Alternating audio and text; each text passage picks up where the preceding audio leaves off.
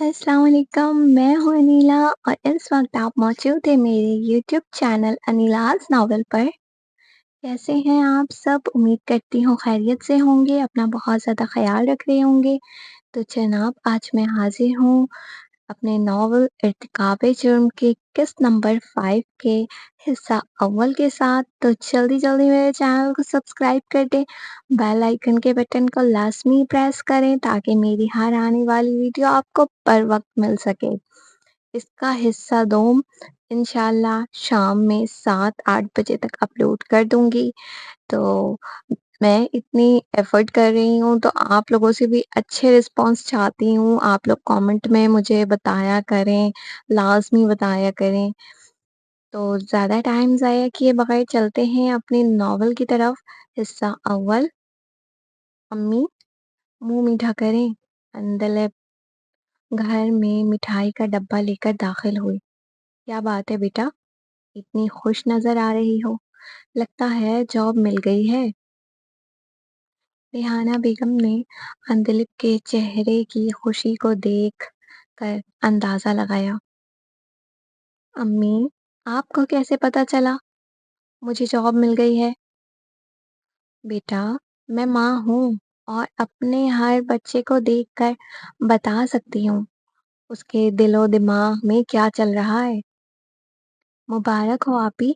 फजीलत और रक्षंदा अपने रूम से बाहर निकल आकर बोली। शोर की आवाज़ सुनकर कशमाला भी आ गई। सब मिलकर मिठाई खा रहे थे कि हसन साहब भी बैंक से आ गए।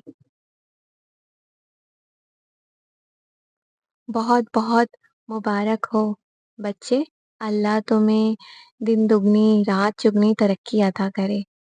सबकी चर्चा सुनकर हसन साहब ने भी मुबारकबाद पेश की। शुक्रिया बाबा जान, ये सब आपकी और अम्मी की दुआओं से हुआ है। मुझे कराची की टॉप डिज़ाइनर की बुटीक में जॉब मिली है। मैंने तो ख्वाब में भी नहीं सोचा था कि गुल हारून मुझे जॉब पर रखेंगी। क्या वाक़ई आप गुल हारून की बुटीक में जॉब करेंगी? ये सुनकर तो रक्षंदा का मुँह खुला का खुला रह गया। वो मेकअप और फैशन के मामले में सब बहनों से आगे थी। अंदलिप ने इस बात में सर हिला दिया। फिर तो आप भी अब मेरे भी कपड़े डिज़ाइन करेंगी। ओह! I am so excited. तुझे तो बस अपनी फ़िक्र लाहक होने लगी। हर वक़्त मेकअप में डूबी रहती है, भूतनी कहीं की। फ़ज़ीलत ने रक्षंदा की बातें सुन उसे कहा, हाँ, तो कम से कम लड़कियों वाली हरकतें तो करती हूँ ना, तेरी तरह चंगेज़ खान बनकर नहीं घूमती। रक्षंदा ने भी बदले में चिढ़कर कहा, हाँ, तूने मुझे चंगेज़ खान कहा? रक्षी की बच्ची, रुक, तुझे अभी बताती हूँ। फ़ज़ीलत रक्षंदा की जानिब बढ़ी, तो तूने भी तो मुझे भूतनी कहा था। फ़ज़ीलत को आता देख रक्षंदा भागी। इन्हें देखकर वहाँ मौजूद बाकी सब घर वाले हंसने लगे क्योंकि उनके लिए ये कुछ नया नहीं था, बल्कि ये तो रोज़ की कहानी थी।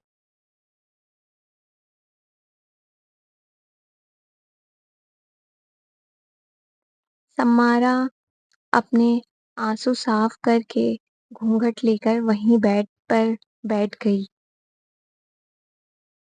आतिफ, काजी और चंद गवाहान को अपने साथ लेकर रूम में दाखिल हुआ। काजी ने निकाह शुरू करने की इजाज़त चाही तो आतिफ ने सर हिलाकर हाँ में इशारा किया।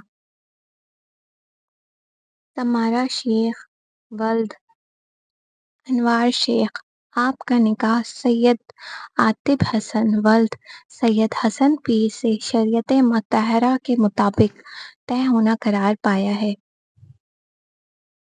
کیا آپ نے قبول کیا؟ قاضی کے پوچھنے پر بھی سمارا بالکل خاموش تھی۔ سمارا کی خاموشی سے عاطف کا دل لرز اٹھا تھا۔ کمرے میں مکمل خاموشی تھی۔ یہاں قاضی کے سامنے عاطف کچھ کر بھی نہیں سکتا تھا۔ ابھی وہ سوچ ہی رہا تھا۔ قبول ہے۔ اچانک سمارا نے اقرار کیا۔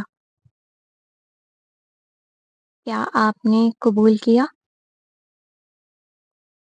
قبول ہے۔ کیا آپ نے قبول کیا؟ قبول ہے۔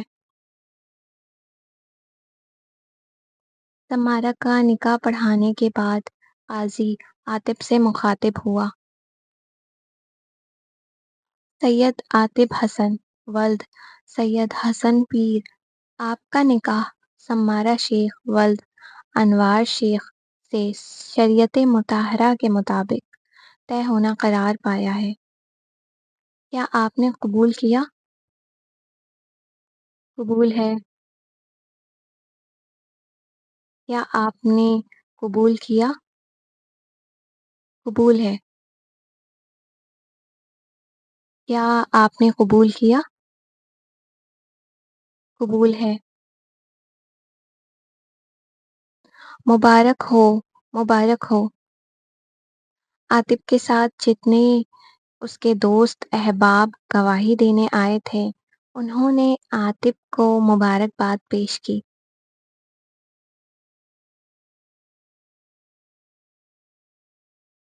ریحانہ بیگم اندلیب کشمالہ اور فضیلت کے ساتھ عفت بیگم کی پارٹی میں آئی تھیں۔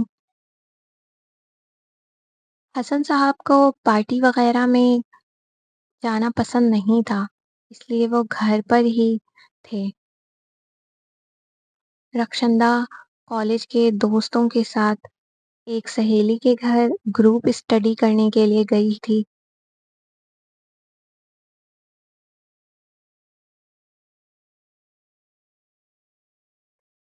ابے اوئے فضلو، تم یہاں سب سے الگ تھلگ اکیلے بیٹھ کر کیا کر رہی ہو؟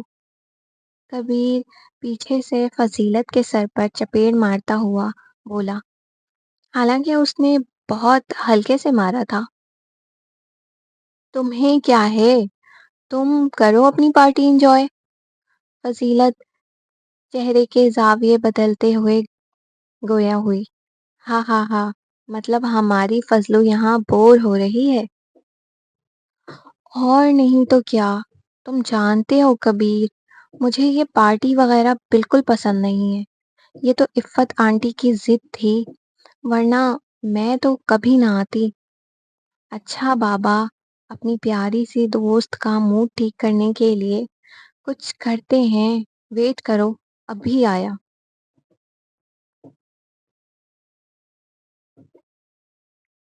عفت بیگم کے بنگلے کے باہر ایک شاندار بلیک کلر کی BMW آ کر رکی، جس کے اندر سے ایک 6 فٹ کا سجیلا نوجوان بلیک کوٹ پینٹ کے ساتھ وائٹ شرٹ زیب تن کیے، آنکھوں میں کالا چشمہ لگائے باہر نکلا۔ ہاتھ میں رولیکس کی اسمارٹ واچ اس پر ایسے جھچ رہی تھی جیسے اسی کے لیے بنائی گئی ہو۔ اس کا نام اشر تھا۔ کراچی کے ٹاپ بزنس مینز میں اشر بھی شامل تھا۔ 2 منٹ کے وقفے کے بعد اسی کار سے دوسرا نوجوان باہر نکلا، بلو جینز پینٹ پر بلیک کوٹ کے ساتھ بلیک شرٹ کا کنٹراسٹ سوٹ پہنے، آنکھوں میں اس کے بھی کالا چشمہ تھا اور ہاتھ میں رولیکس کی واچ تھی۔ یہ عائد تھا، جو حال فی الحال امریکہ سے یہاں شفٹ ہوا تھا۔ دونوں قد کے ساتھ عمر میں بھی برابر تھے۔ ان کا پہناوا دیکھ کر ہی معلوم ہوتا تھا کہ یہ دونوں کسی رئیس باپ کی اولاد ہیں۔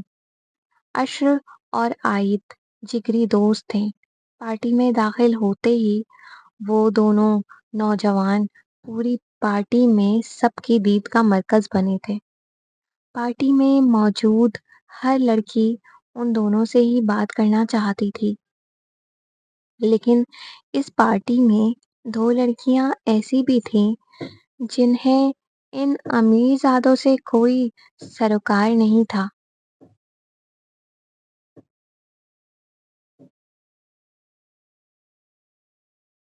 ریحانہ، میری بات سنو۔ میں نے جس لڑکے کا بتایا تھا وہ پارٹی میں آ چکا ہے۔ تو جلدی سے کشمالہ کو لے کر آ جا۔ میں ان دونوں کو ملانے کا انتظام کرتی ہوں۔ اگر بات بن گئی تو تیری کشمالہ کی لائف سیٹ ہو جائے گی۔ عفت بیگم نے ریحانہ بیگم کو سائڈ میں کھینچ کر سرگوشی کے انداز میں کہا، ٹھیک ہے، تو اس لڑکی کو بلا، میں کشمالہ کو لے کر آتی ہوں۔ ریحانہ بیگم خوشی سے چہکتی ہوئی کشمالہ کو بلانے گئیں۔ ہر ماں کی یہی خواہش ہوتی ہے کہ اس کی بیٹی کسی اچھے اور بڑے گھرانے میں جائے تاکہ اسے کوئی تکلیف نہ ہو۔ ریحانہ بیگم نے بھی کشمالہ کے شادی کے خواب سجائے تھے، کیونکہ اندلب نے تو شادی کے لیے صاف لفظوں میں منع کر دیا تھا، لیکن کوئی تھا جو وہیں کھڑا عفت بیگم اور ریحانہ بیگم کی باتیں سن رہا تھا۔ آج کے ایپیسوڈ کا اختتام ہوا، تو آپ لوگوں کو یہ ایپیسوڈ کیسی لگی؟ اپنی رائے کا اظہار کامنٹ سیکشن میں ضرور دیجیے گا، مجھے بتائیے گا آپ لوگوں کو میری ناول کیسی لگتی ہے۔ تو ملتے ہیں شام میں، اپنا بہت خیال رکھیے گا، اللہ حافظ۔